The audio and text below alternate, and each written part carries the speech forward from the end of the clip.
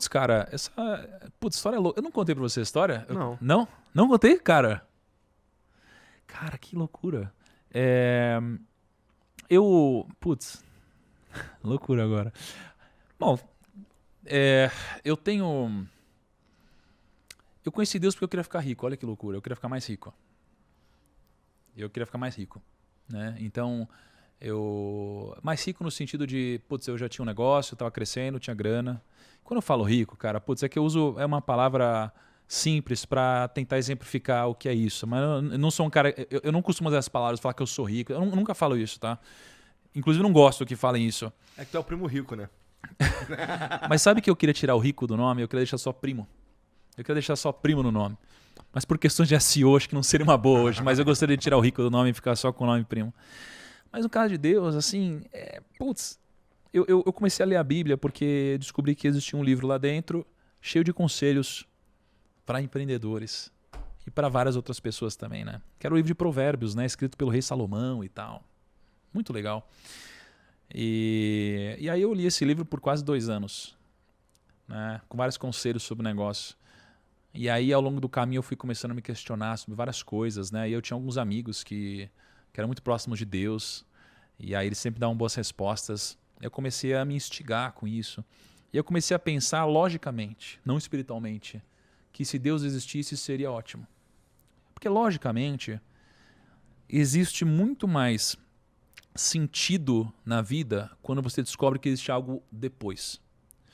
Porque se você tem a opção de fazer o que você quiser ou ir até onde o seu dinheiro permite que você vá, e você descobre que a nossa vida é finita e não existe consequência após a morte, o seu jeito de pensar pode te levar a lugares estranhos. Porque você entende que se essa é a vida e não existe nada depois daqui, por que não eu atingir o prazer máximo que o meu dinheiro poderia comprar? Então, até onde o meu prazer máximo poderia chegar? E no momento que você descobre que Deus existe, ou pensa na possibilidade de ele existir, a lógica te diz que existe uma consequência para o que vem depois. E essa consequência não é uma consequência necessariamente punitiva, mas ela pode ser uma consequência eterna.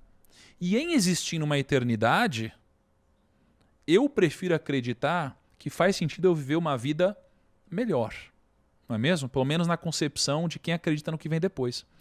Então, no momento que você acredita que isso existe e que a sua vida não vai acabar aqui, você passa a torcer para que Deus exista. Uhum. E procurar vestígios que justifiquem necessariamente que existe um motivo maior. E quando você descobre que existe algo maior, todas as outras coisas elas perdem o mesmo impacto que elas tinham. Quando você descobre que existe eternidade, o seu grau de paciência aumenta. Porque você pode ser muito mais paciente. Sua vida não vai acabar daqui a pouco. Existe a eternidade. Então as suas decisões elas começam a ser muito mais pensadas com mais paciência, com mais clareza, com mais sentido, né? Então, no momento que eu comecei a me questionar sobre isso e crer que se Deus existisse, minha vida poderia ser melhor, porque as dificuldades que a gente passa, elas são justificadas por alguma coisa. Aqueles momentos inexplicáveis, eles têm algum sentido. Aquela pessoa que a gente conhece, que teve alguma doença, existe uma explicação para isso. No momento onde uma injustiça acontece na nossa vida, a gente acredita que tem um bom motivo. Então, no momento que tudo isso começa a acontecer e você descobre que pode existir uma explicação, faz sentido buscar Deus. Logicamente.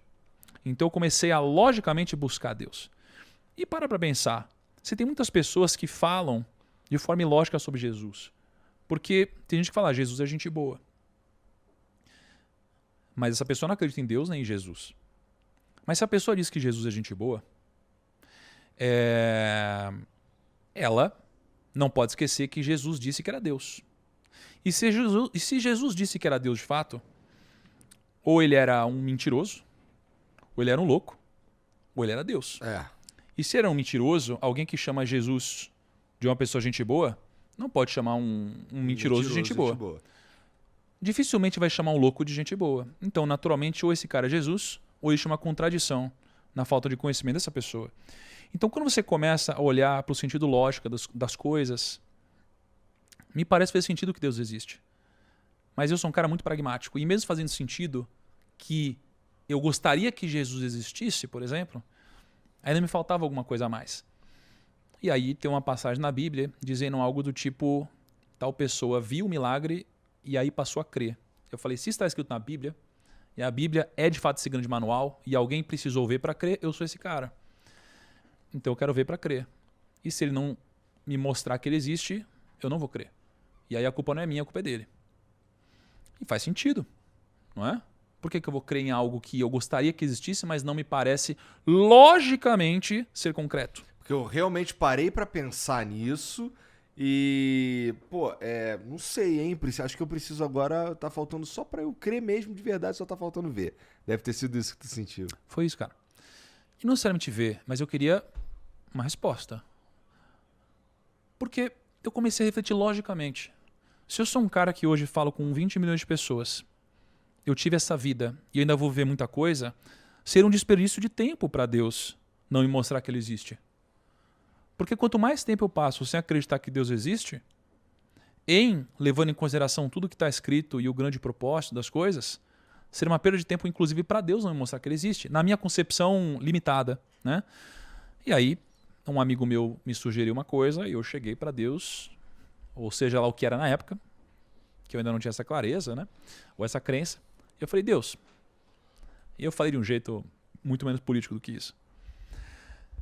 Eu falei, Deus, se existe mesmo, dá um sinal em 7 dias. Né? Eu falei, Deus, se existe mesmo, dá um sinal em 7 dias, né?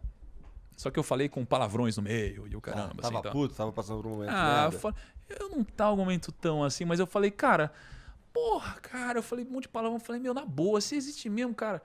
Foi quase que assim, ó, Deus, você se... Não faz nenhum sentido você não me mostrar. Pelo amor de Deus.